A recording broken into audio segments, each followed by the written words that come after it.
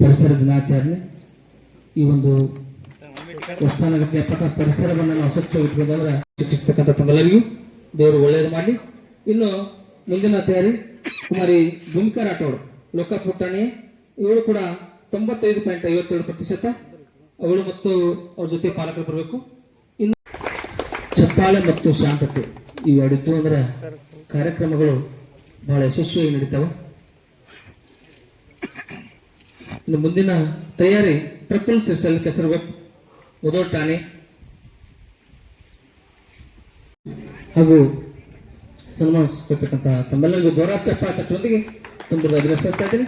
ಇನ್ನು PUCಯಲ್ಲಿ ಇದು ಬಹಳಷ್ಟು ಮುಖ್ಯವಾದ ಘಟ್ಟ. PUC ಅಂದ್ರೆ SLC ಇದು ಆದರೂ ಕೂಡ PUC ಬಹಳ ಮುಖ್ಯವಾದ ಘಟ್ಟ. ಇದರಲ್ಲಿ ಕೂಡ 80 ಆಯತ್ವ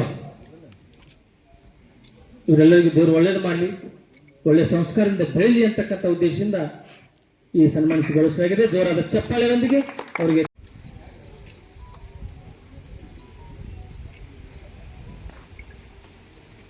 SLC ಮತ್ತು PUCಯಲ್ಲಿ 80ಕ್ಕಿಂತ ಹೆಚ್ಚು ಅಂಕ ಪಡೆಯತಕ್ಕಂಥ ವಿದ್ಯಾರ್ಥಿಗಳಿಗೆ ಸನ್ಮಾನಿಸಿ ಜೋರಾದ ಚಪ್ಪಾಳೆ ತಟ್ಟುವಂಗೆ ತುಂಬ ಹೃದಯದ ಅಭಿನಂದನೆ ಸಲ್ಲಿಸ್ತಾ ಇದ್ದೇನೆ.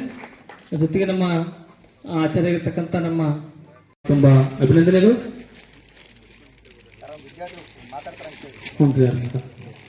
ಕನ್ನಡದ ಆಸೆ ನನಗೆ ಅವಾಗ ಅವಾಗ ಡಿಟರ್ಮೈನ್ ಮಾಡ್ಕೊಂಡ್ಬಿಟ್ಟಿದ್ನಿ ನಾನು ಸನ್ಮಾನ ಮಾಡಿಸ್ಕೊಳ್ಬೇಕಂತ. ಈ ಕಾಲೇಜ್ ಇದ್ರು ಪಾಪ ಸರ್ಗಳು ಕೈಯಾಗಿ ಬಯಸ್ಕೊಂಡು ನಮ್ಮ ಪಪ್ಪನ ಇಲ್ಲಿ ಕರ್ಕೊಂಡು ಬಂದಿದ್ದಾರೆ. ಸೊ ಈ ವೇದಿಕೆಯಲ್ಲಿ ನಾನು ನನ್ನ ತಂದೆಯವರಿಗೆ ಹಾಗೂ ಎಲ್ಲ ಪೊಲೀಸ್ ಸಿಬ್ಬಂದಿಗೆ ಧನ್ಯವಾದ ಹೇಳಲು ಬಯಸುತ್ತೇನೆ. ಯಾಕಂದರೆ ನಮಗೂ ಗೊತ್ತಿರ್ತೈತಿ ಅವ್ರು ಎಷ್ಟು ಕಷ್ಟಪಡ್ತಾರಂತ. ಹೊರಗೆಲ್ಲ ಮಾತಾಡ್ತಿರ್ತಾರೆ ಪೊಲೀಸ್ರು ಹಂಗೆ ಹಿಂಗೆ ಭಾಳ ಸ್ಟ್ರಿಕ್ಟ್ ಇರ್ತಾರು ಹಂಗೆ ಹಿಂಗೆ. ಆದ್ರೆ ಅವ್ರ ಮೃದು ಮನಸ್ಸನ್ನು ನೋಡಿದವ್ರ ಅವ್ರ ಕುಟುಂಬದವರು. ನಮ್ಮ ಅಪ್ಪ ಹೊರಗೆ ಹೆಂಗದಾರ ನಮ್ಗೆ ಗೊತ್ತಿಲ್ಲ, ಅದ್ರ ಮನೆ ಒಳಗೆ ಭಾಳ ಚಲೋ. ಅವ್ರು ಎಷ್ಟು ಕಷ್ಟಪಡ್ತಾರು, ಎಷ್ಟು ನೋತಿತ್ತಾರು ಅದು ನಮಗೆ ಗೊತ್ತಿರ್ತೈತಿ. ಅದಕ್ಕೆ ಎಲ್ಲ ನಮ್ಮ ಪಪ್ಪ ಅಷ್ಟೇ ಅಲ್ಲ, ಎಲ್ಲ ಪೊಲೀಸರು ಹಂಗೆ ಇರ್ತಾರೆ. ಅವ್ರಿಗೂ ಅವ್ರದ್ದು ಪರ್ಸ್ನಲ್ ಜೀವನ ಇರ್ತೈತಿ. ಅವ್ರ ಪರ್ಸ್ನಲ್ ಜೀವನದಾಗ ಅವರೆಲ್ಲ ಒಳ್ಳೆಯವ್ರು. ಆದ್ರೆ ಅವ್ರು ಕೆಟ್ಟ ಆಗಲಿಲ್ಲ ಅಂದ್ರೆ ಸಮಾಜ ಉದ್ಧಾರ ಆಗಂಗಿಲ್ಲ. ಅವ್ರು ಹೊರಗೆ ಕಟುವಾಗೇ ಇರಬೇಕು ಅಂದ್ರೆ ಅಟ ನಮ್ಮ ದೇಶ ಮುಂದೆ ನಡೀತೈತಿ. ಹಂಗಾಗಿ ಎಲ್ಲ ಪೊಲೀಸ್ ಸಿಬ್ಬಂದಿಗಿನ ಧನ್ಯವಾದ ಹೇಳಕ್ಕೆ ಇಷ್ಟಪಡ್ತೀನಿ. And I am a proud police doctor ಅಂತ ಹೇಳ್ಕೊಳ್ಳೋಕ್ಕೂ ಇಷ್ಟಪಡ್ತೀನಿ. ಧನ್ಯವಾದಗಳು. Never identify most of the times. But ಹೆಂಗಿರ್ತಂದ್ರೆ ನಿಜ ಜೀವನದಲ್ಲಿ ಯಾರು ಟಾಪ್ ಬಂದಿರ್ತಾರೆ ಅವರು ಟಾಪಾಗಿ ಉಳಿತಾರೆ ಅನ್ನೋದ್ರ ಜೊತೆಗೇನೆ ಯಾರು 80% ಪ್ಲಸ್ 81, 82 ಮಾಡಿರ್ತಾರೆ ಅವರೂ ಜೀವನದಲ್ಲಿ ಸಾಕಷ್ಟು ಕಾಂಪಿಟೇಟಿವ್ ಎಕ್ಸಾಮ್ಸನ್ನೆಲ್ಲ ಕ್ಲಿಯರ್ ಮಾಡಿ ಮುಂದೆ ಒಳ್ಳೆ ಫ್ಯೂಚರ್ ಇಟ್ಕೊಂಡಿರ್ತಾರೆ. ನಾವು ಕಣ್ಣಾರೆ ನೋಡ್ತಿರ್ತೀವಿ. ಸೊ ಇದೊಂದು ಒಳ್ಳೆಯ ಅದ್ಭುತಪೂರ್ವ ಕಾರ್ಯಕ್ರಮ.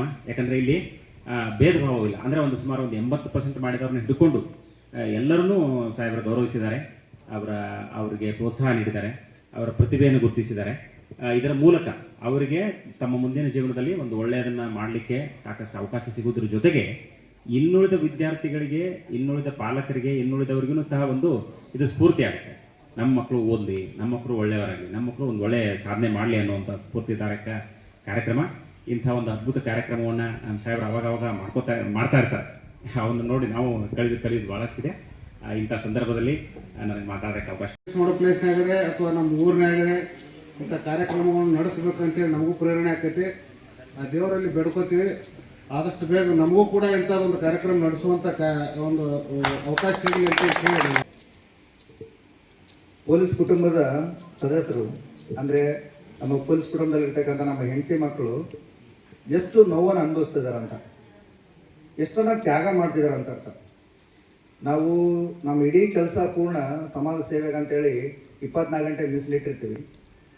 ನಂದು 8 ಅವರ್ಸ್ ಶಿಫ್ಟ್ ಇದೆ.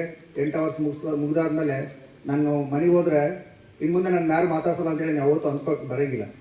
ಮತ್ತೆ ಯಾರನ್ನು ಫೋನ್ ಮಾಡಿದ್ರೆ ಮತ್ತೆ ಬಿಟ್ಟು ಓಡ್ಬಿಡ್ಬೇಕು. ಯಾವುದೋ ಒಂದು ಕಾರ್ಯಕ್ರಮ ಮಾಡ್ತಾ ಇರ್ತೀವಿ, ಕಾರ್ಯಕ್ರಮ ಮಾಡಬೇಕಾದ್ರೆ ಏನು ಎಮರ್ಜೆನ್ಸಿ ಇದೆ ಬನ್ನಿ ಅಂತ ಹೇಳಿದ್ರೆ ಅದನ್ನು ಬಿಟ್ಟು ಬರಬೇಕು. ಇನ್ನು ಎಲ್ಲ ಶುಭ ಕಾರ್ಯಕ್ರಮಗಳಿಗೆಲ್ಲನೂ ಸಹ ನಾವೆಲ್ಲನೂ ಗೈರು ಹಾಜರಿರ್ತೀವಿ.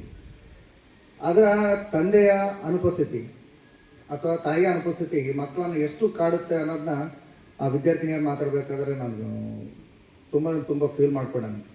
ಇದು ಎಲ್ಲರೂ ಮನೆ ಪರಿಸ್ಥಿತಿನೂ ಹೀಗಿದೆ. ಸಮಾಜದಲ್ಲಿ ಹೊರಗಡೆಯವರು ಪೊಲೀಸರ ಬಗ್ಗೆ ಏನೆಲ್ಲ ಮಾತಾಡ್ಬಿಡ್ತಾರೆ. ನಾವು ಮಾಡ್ತಕ್ಕಂಥ ಪ್ರತಿ ಕೆಲಸದಲ್ಲಿ ಯಾವುದೂ ಸ್ವಾರ್ಥ ಕೆಲಸ ಇರೋಂಗಿಲ್ಲ. ಎಲ್ಲನೂ ಸಹ ಜನರಿಗೆ ಒಳ್ಳೇದಾಗಲಿ ಅಂತ ಮಾಡ್ತೀವಿ. ರೋಡಲ್ಲಿ ಹಿಡ್ಕೊಂಡು ಒಬ್ಬ ವ್ಯಕ್ತಿನ ವಿಚಾರಣೆ ಮಾಡಿ ಕುಡಿದು ಓಡಿಸ್ಬೇಡ ಗಾಡಿ ಅಂತ ಹೇಳಬೇಕಾದ್ರೂ ನಮ್ಮ ಸ್ವಾರ್ಥ ಇರಲ್ಲ. ಅವ್ನಿಗೊಂದು 500 ರೂಪಾಯಿ ರಸೀದಿ ಬರೆದು ಕೊಟ್ಟಾಗಲೂ ಸಹ ಅದು ನಮ್ಮ ಸ್ವಾರ್ಥ ಇರಲ್ಲ. ಬಟ್ ಜನರು ಅದನ್ನು ತಿಳ್ಕೊಳ್ಳೋದೇ ಬೇರೆ ಅರ್ಥ ತಿಳ್ಕೊಳ್ತಾರೆ. ಬಟ್ ಇದರಿಂದ ನಾವು ಪರ್ಸನಲ್ ಲೈಫನ್ನು ಎಷ್ಟು ತ್ಯಾಗ ಮಾಡಿದ್ವಿ ಅಂತಕ್ಕಂಥದ್ದನ್ನ ಜನಸಾಮಾನ್ಯರು ಒಂದು ಕ್ಷಣ ಯೋಚನೆ ಮಾಡಿದ್ರೆ ಖಂಡಿತವಾಗೂ ಪೊಲೀಸ್ ಇಲಾಖೆ ಬಗ್ಗೆ ಇನ್ನುಳಿದಿರ್ತಕ್ಕಂಥವ್ರಿಗೆ ಗೌರವ ಸಲ್ಲುತ್ತೆ. ಇಷ್ಟರ ಮಧ್ಯೆ ನಮ್ಮ ಬ್ಯುಸಿ ಶೆಡ್ಯೂಲಲ್ಲಿ ನಾವು ಮಕ್ಕಳು ಕೇರ್ ಮಾಡೋಕ್ಕಾಗಲ್ಲ, ಅವ್ರ ಎಜುಕೇಷನ್ ಬಗ್ಗೆ ನಾವು ಡಿಸ್ಕಸ್ ಮಾಡೋಕ್ಕಾಗಲ್ಲ, ಅವ್ರ ಜವಾಬ್ದಾರಿ ತೊಗೊಳಕ್ಕಾಗಲ್ಲ. ವಿಶೇಷವಾಗಿ ಸಂದರ್ಭದಲ್ಲಿ ನಾನು ಎಲ್ಲರ ಮುಂದೆ ಧೈರ್ಯವಾಗಿ ಹೇಳ್ತೀನಿ, ನಾವೆಲ್ಲ ಪೊಲೀಸ್ ಇಲಾಖೆಯಲ್ಲಿ ಕೆಲಸ ಮಾಡ್ತಕ್ಕಂಥ ನಾವು ಯಾವತ್ತೂ ನಮ್ಮ ಮನೆಯ ಶ್ರೀಮತಿ ಅವರಿಗೆ ನಾವು ಧನ್ಯವಾದ ಹೇಳಲೇಬೇಕು. ಯಾಕಂತ ಹೇಳಿದ್ರೆ ನಮ್ಮ ಮಕ್ಕಳನ್ನು ನಾವು ಟೈಮ್ ಕೊಡೋಕ್ಕಾಗಲ್ಲ, ಆದರೆ ಅವ್ರು ಟೈಮ್ ಕೊಟ್ಟು ಮಕ್ಕಳನ್ನು ತಿದ್ದಿ ಅವರಿಗೆ ಒಳ್ಳೆ ಸ್ಥಾನಕ್ಕೆ ಬರೋದಕ್ಕೆ ಸಾಕಷ್ಟು ಕೆಲಸ ಮಾಡ್ತಾರೆ. ಕೊನೆಗೆ ಅವರು ತಮ್ಮ ಆಸೆ ಆಕಾಂಕ್ಷೆಗಳನ್ನೆಲ್ಲನೂ ಸಹ ಬದಿಗೊತ್ತಿ ನಮಗೆ ಸಪೋರ್ಟ್ ಮಾಡ್ತಿರ್ತಾರೆ. ಹಾಗಾಗಿ ನಾವ್ಯಾರು ಪೊಲೀಸ್ ಇಲಾಖೆಯಲ್ಲಿ ಇದ್ದೀವಿ, ನಮ್ಮ ಶ್ರೀಮತಿ ಅವರಿಗೆ, ನಮ್ಮ ತಂದೆ ತಾಯಿಯವ್ರಿಗೆ ಜೋರಾಗಿ ಚಪ್ಪಳೆ ಮುಖಾಂತರ ಅವ್ರಿಗೆ ಒಂದು ಕಾರ್ಯಕ್ರಮ ಪ್ರತಿಯೊಬ್ಬ ಹೋದರ್ಶನ ಮಾಡಿದ್ದೆ. ಒಂದು ಬೇರೆ ಬೇರೆ ಕಡೆಯೆಲ್ಲ ಪ್ರತಿಯೊಬ್ಬ ಪುರಸ್ಕಾರ ಮಾಡ್ತಾ ಇರ್ತಾರೆ. ಬಟ್ ಯಾಕೆ ನಮ್ಮ ಇಲಾಖೆಯಿಂದ ನಮ್ಮ ವಿದ್ಯಾರ್ಥಿಗಳನ್ನು ನಾವು ಗುರುತಿಸಬಾರ್ದು, ಅವ್ರಿಗೆ ಪ್ರೋತ್ಸಾಹ ಕೊಡಬಾರ್ದು ಅಂತೇಳಿ ಕಳೆದ ವರ್ಷ ನಾನು ವಿಚಾರ ಮಾಡಿಕೊಂಡು ಇದೇ ಕ್ಷೇತ್ರದಲ್ಲಿ ಮಾಡ್ಬೇಕಂತೇಳಿ ಅಂದ್ಕೊಂಡು ಕಾರ್ಯಕ್ರಮ ಮಾಡಿದ್ದೆ. ಅದೊಂದು ಕಳೆದ ಲೋಕಸಭಾ ಚುನಾವಣೆಯಲ್ಲಿ ನಮ್ಮೆಲ್ಲ ಅಧಿಕಾರಿಗಳು CPI ಮತ್ತು PS ಇಟ್ಕೊಂಡು ನಮ್ಮೆಲ್ಲ ಅಪ್ ಟು ಕಾನ್ಸ್ಟೇಬಲ್ ತನಕ ಇರ್ತಕ್ಕಂಥ ಎಲ್ಲ ಮಿತ್ರರು ತುಂಬ ಚೆನ್ನಾಗಿ ಕೆಲಸ ಮಾಡಿದರು. ಅವ್ರಿಗೊಂದು ಅಭಿನಂದನೆ ಸಲ್ಲಿಸ್ಬೇಕನ್ನೋ ಕಾರಣಕ್ಕೆ ನಾನು ಈ ಕಾರ್ಯಕ್ರಮನ ಅಂದ್ಕೊಂಡಿದ್ದು. ಇದಕ್ಕೆ ಹಿಂಗೆ ಮಾಡ್ಬೇಕಂತ ಹೇಳಿದ ತಕ್ಷಣ ನಮ್ಮ 3 ಜನ ಸರ್ಕಲ್ ಇನ್ಸ್ಪೆಕ್ಟ್ರು ಸರ್ ಒಳ್ಳೆ ಕೆಲಸ ಅಂತೇಳಿ ಅವ್ರ ಸಪೋರ್ಟ್ ಬಂತು. ಇದಕ್ಕೆ ನಮ್ಮ SP ಸರ್, ನಮ್ಮ ಅಡಿಷನಲ್ SP ಸರ್ ಅವ್ರದ್ದು ಮಾರ್ಗದರ್ಶನ ಅವ್ರದ್ದು ಯಾವಾಗಲೂ ಇರುತ್ತೆ. ಮಾಡ್ತಕ್ಕಂಥ ಒಳ್ಳೆ ಕೆಲಸ ಯಾವಾಗಲೂ ನಮಗೆ ಸಪೋರ್ಟ್ ಮಾಡ್ತಾನೆ ಬಂದಿದ್ದಾರೆ. ವಿಶೇಷವಾಗಿ ಮಾಧ್ಯಮ ಮಿತ್ರರು ಸಾಕಷ್ಟು ಸಾರಿ ನನಗೆ